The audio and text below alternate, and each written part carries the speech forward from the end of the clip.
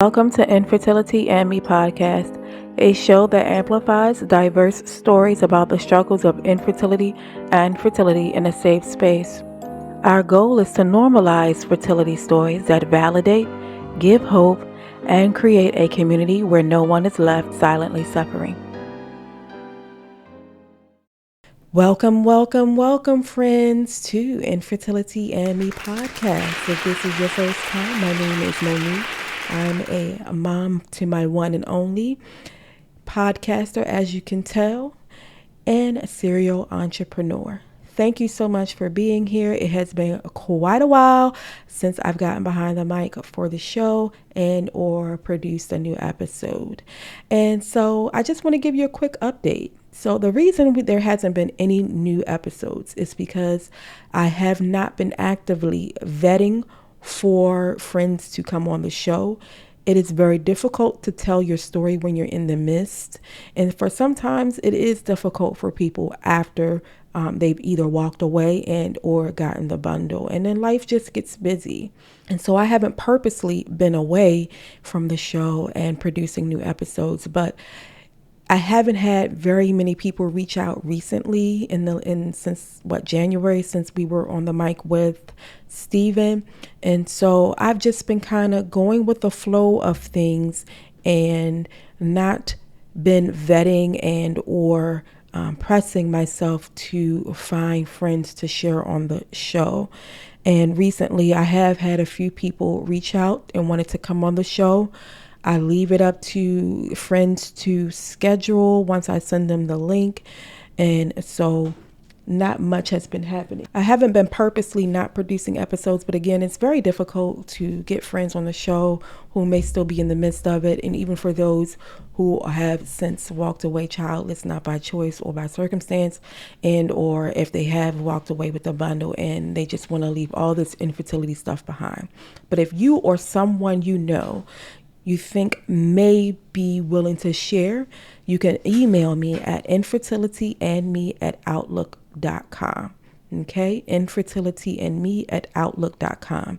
If you contact me on the gram, that's fine through DM, but I will direct you as well to the email tab in the link in bio and or the tab on the profile so that you can share a bit with me about your story, where you are, and what that and get a brief synopsis of what your story is. So when you email, make sure that you share with me your story, as much or as little as you would like, and or if there's a specific area of fertility and infertility that you would like to talk about and kind of sort of just get off of your chest. Okay, infertilityandme@outlook.com. And so, quick update, we've been doing really good. I've been super busy with work, home life, and all that good stuff, but I'm really good, you guys. I'm in good spirits. If you follow the page on Instagram, I'm still active on there, not dropping as many reels as I used to, quality over quantity, right?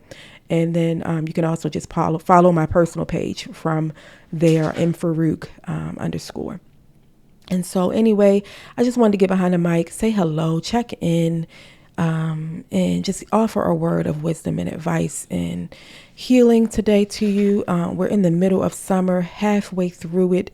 It is July, and I know that it must be so difficult right now with all the engagements happening. If you hear some noise, side note, if you hear some noise, it's just Omar Jr., okay? I'll try to edit out as much as I can, but I can't promise y'all nothing, okay? Can't promise you. So anyway, we're in the midst of summer. We're halfway through it. And unfortunately, for many of us, that means that we have to show our faces at events and things happening with families and friends, especially pregnancies, pregnancy announcements, and etc.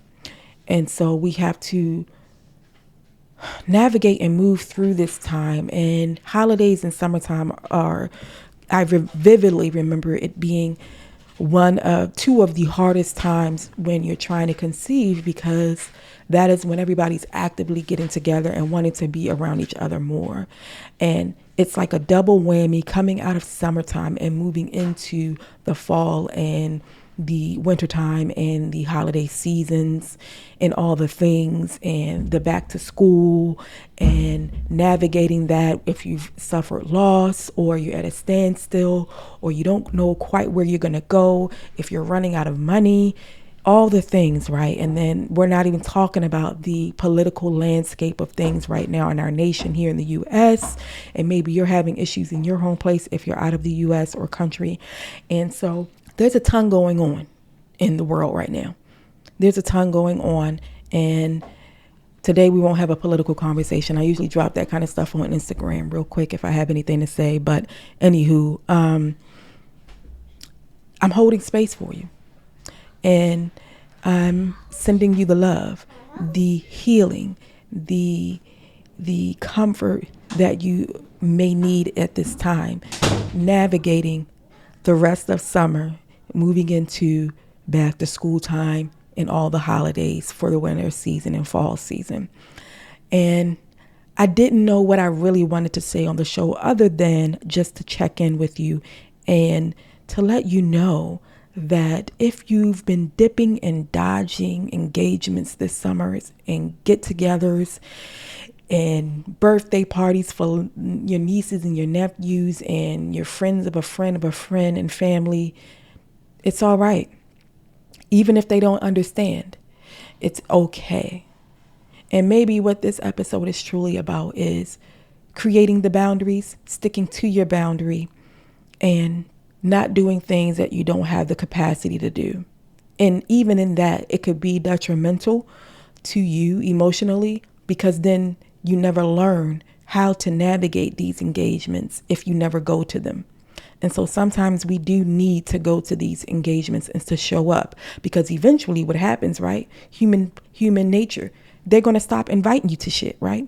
They're going to stop inviting you to the things. And one day you will heal in a way or in a time, and you'll want to go to those engagements, and you will have FOMO, and you'll be able to navigate yourself better emotionally, especially if you're seeking the help of a therapist or counselor, and they're giving you, showing you, and helping you custom fit the tools and resources necessary for you to be able to navigate emotionally and mentally through your infertility, your loss, your diagnosis, etc. Whatever that means for you. Everything is subjectional, and most things are nuanced.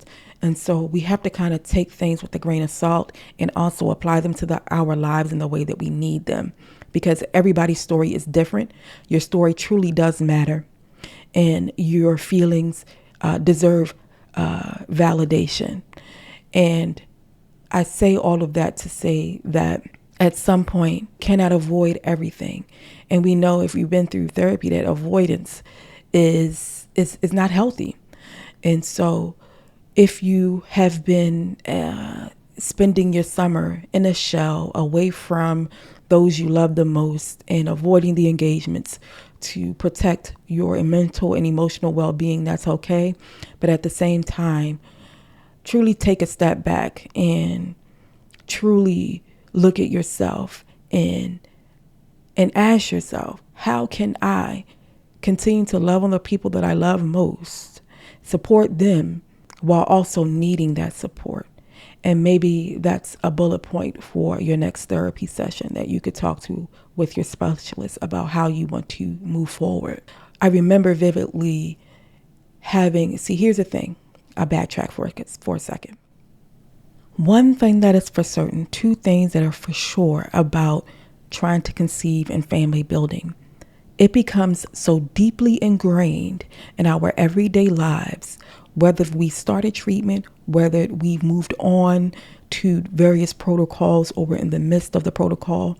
When you want something so badly that you can literally taste it and feel it when you think about it, you become completely and utterly obsessed, whether you want to or not. And that is what is so difficult about infertility and dealing with the struggles of being, of trying to attain pregnancy and family building, right? Regardless of your sexual orientation, background, cultural stance. When you want something that deeply, you become obsessed. And it is difficult to separate obligatory things in life to be of support and available for family and friends, to run your business and or maintain a healthy career path. It is completely difficult to separate fertility from those things. Because once you make the decision that this is what you want, then what happens? Y'all know what happens. Come on now. You know what happens. You begin to picture yourself being the mom or the dad that you desire. You begin to picture what you will look like pregnant, or what your partner will look like pregnant, or your surrogate, right? You begin to picture how you will run your business, how you will be the working mom and dad, she, he, they, them, right? You begin to picture what your life will look like in the future should this path lead you to become a parent. And so before we even have this bundle, before the seed has been implanted back into our uteruses and or that of your surrogate and or you're in the middle of adoption, before that even actually happens, we have created this picture. We have created these plans of how we will navigate all the things in our lives that we've been doing before we made the decision to try to conceive. And so when you're talking about separating, trying to conceive from other aspects of life so that you can continue to enjoy that said life, that is what makes it difficult, because we have to learn to separate the two. My life and what I want my life to look like with this child possibly, or children if for many people who go on to have twins, right? And so that is what makes it so difficult, and trying to show up for people and trying to hold space for people, even when we feel like there is no space and no healing energy coming back to us from those same people. But how long will we put our life on hold? How long will you continue to go down this path of silently suffering? See, this is why we're here, to break the silent suffering and to find solace and validation in one another's stories and experiences, and to be part of a community, the 1 in 6, who know exactly what you feel like. And the other hard part about infertility, as you already know, is that every freaking cycle that you go through with your clinic, the adoption plan, the surrogacy plan, the sperm donor, the egg donorship, every time you go through and move through the protocol, it is different. And so because it's so vastly different every time, then what happens? New emotions that you didn't feel the last time or the time before that arise, or you suffer a loss after you've had a successful cycle of treatment, or etc. Y'all know what I'm saying, right? And so there's all these emotions that we're navigating, and we're creating all these boundaries, right? The new trendy word of boundaries, right? What I think most of us forget is that, or don't know possibly, is that boundaries are not for the people that you're connected to on a regular basis. The boundaries are for you, friend, to know what you can handle and to be realistic about what you can handle, while also not being an entire recluse. Because that's one thing about infertility struggles and all this building of families and path to parenthood, is that if you're not getting what you want, you will become, and you can become, a person that is complete opposite of who you were before. Much of who we are will change going through this. But if you were once an introverted person, and since you've been trying to conceive, you've become introverted, I'm telling you right now, this is your sign that whatever boundaries you have created is not working. And so you need to go back and revisit and to reflect on what it is that you need right now, and go to your therapist, go to your counselor, your mental health specialist, coach, whoever, and come up with a new custom plan designed specifically for you and what you're going through in this moment, in this time. Because we cannot continue to put our life on hold just because we haven't yet gotten the family that we desire.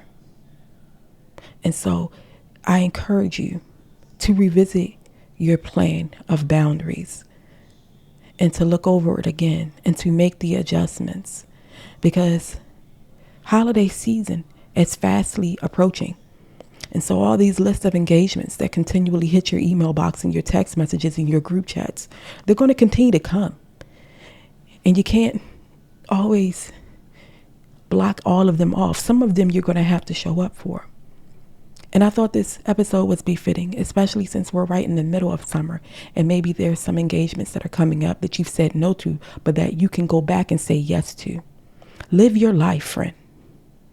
Live your life. Do the traveling. Do the things that separate the infertility part. Things that bring you joy. People that bring you joy. And yes, there's going to be people who cross your boundaries about giving unsolicited advice and bombarding you with questions. But then that's when boundaries are for them. And you tell them, I didn't come here to talk about that today. If and when I'm ready, I'll call you and we can have the discussion. But now is not the time. And we can do so in a loving way. We don't, it might irritate us in the moment. But we just have to practice what we're going to say before we get there. It's just like having a presentation for work or for your business. Like you have to practice in your mind what you will say and how you will respond, so that when it comes to you, you know how to handle it, you know how to deal with it, and you know how to move through it and past it in that moment. And then if you need to go and cry about it later on when you get home, you can do that too. And so that's all I have for today, friends. And again, none of this is your fault. There was always time to refocus and to figure out how you will navigate yourself from henceforth. And I hope that you are well. I hope that you are safe. And if you're not well and you feel like shit and the hormones are raging and the disappointment seems to be never ending, I'm sorry. I'm sending you hugs. I am sending you love, healing, especially if you've had loss in recent months and or years. And I hope that you gain the necessary tools through your mental health specialist to navigate your grief, your anger, and your frustration with your body, what you're going through infertility. Until next time, friends.